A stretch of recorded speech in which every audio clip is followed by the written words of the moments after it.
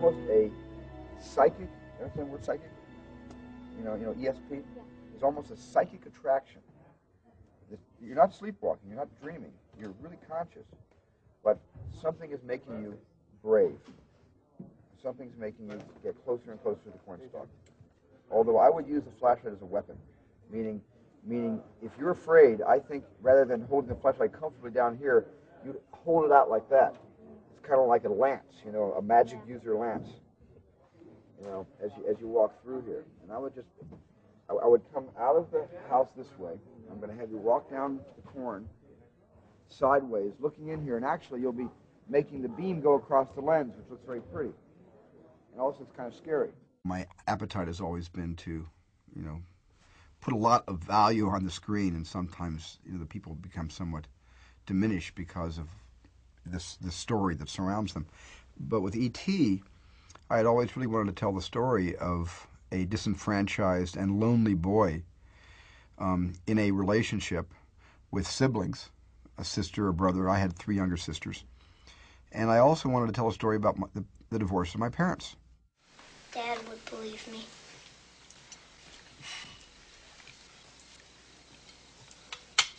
Maybe you ought to call your father and tell him about it. I can't. He's in Mexico with Sally. And for a while I've been thinking about just a movie about a child's reaction to his parents splitting up when he's still only about 10 years old, and how that impacts him for the rest of his life.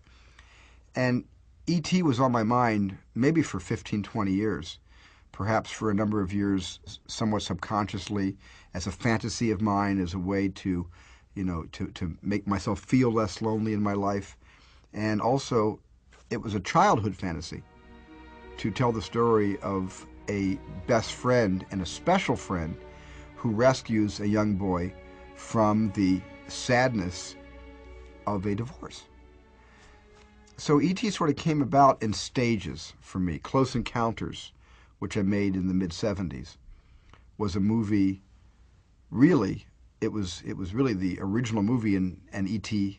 therefore is the sequel. One of the things that really, really inspired me to want to work with Stephen was Close Encounters of the Third Kind.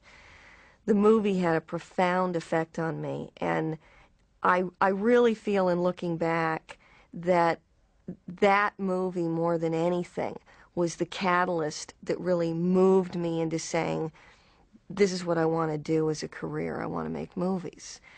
And so when I did, in fact, find myself eventually working with Stephen, one of the things that we talked a lot about was the research that he had done during the making of Close Encounters with a man named Hynek. And he asked me to go investigate a particular case having to do with a farm family that was terrorized one evening by gremlin-like extraterrestrials that surrounded the house and kept trying to gain access to the house and rode the cows through the barnyard and made the people crazy. And I'd seen this movie called Return of the Secaucus 7. Now, why in the world this had anything to do with E.T.? This is the kind of thing I sort of feel I've lost about myself, and I wish I could get back, and I have no idea where it came from. But for some reason, I was intrigued with John Sayles, and no one knew who John Sayles was at the time. And I went running downstairs after the screening to meet him. And I said, I love the writing in your movie, and I think you might be perfect for this project that I'm working on with Steven Spielberg. Could you come meet with us? So he came over to the Egg Company, he sat down and he met with us. We gave him the research on Night Skies, and he wrote the first draft of Night Skies. But when I read the script, I just didn't feel that was a movie that I wanted to direct. It was too violent. It turned me against myself and against my own beliefs that anything that would take so many light years and so much technology just to get to the planet Earth, would they come with lasers and missiles and bad intentions? Personally, I never thought that would be the case. I thought they would come here to either observe at a distance or to interact in some kind of healthy way. So it really went against my grain as a filmmaker and as a storyteller to tell an aggressive, scary story about aliens attacking a farmhouse. And that's when everything kind of like changed in my mind. it sort of became, I'm not going to make that movie, but I might make this movie.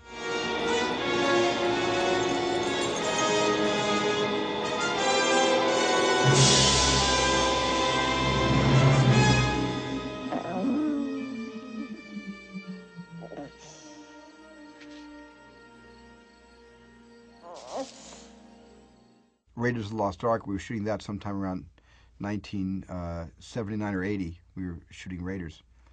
And I remember spending not a lot of time between shots, because I shot Raiders so quickly there wasn't a lot of time to think between shots, but there was a particularly long setup, and I walked out into the desert.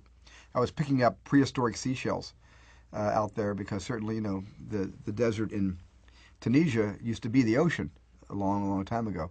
Maybe that's where Jurassic Park came from, at least my interest in dinosaurs. I don't know, but that all kind of was a cousin to turning over seashells and suddenly trying to figure out, how can I tell the story of this lonely boy? I'm sitting here, I'm a lonely director in the middle of the desert in Tunisia, making a Saturday matinee serial type of a movie.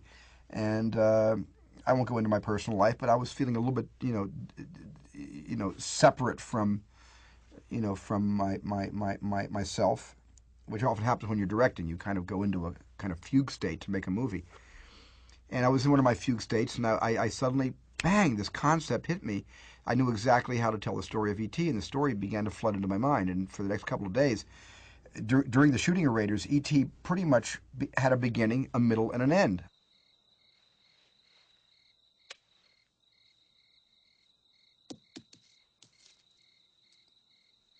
Cut. Great. Beauty. Okay. Very nice. Good for the stars? Yes. Watch it. Great. Beautiful. Henry? Great. You okay? Yeah. That was terrific. What? So kind of like the bones of the story began to fall into place in the middle of the Tunisian desert, looking at seashells. And it took me 2 or 3 days to kind of figure out a story. And then when I had it, I remembered loving this movie called The Black Stallion.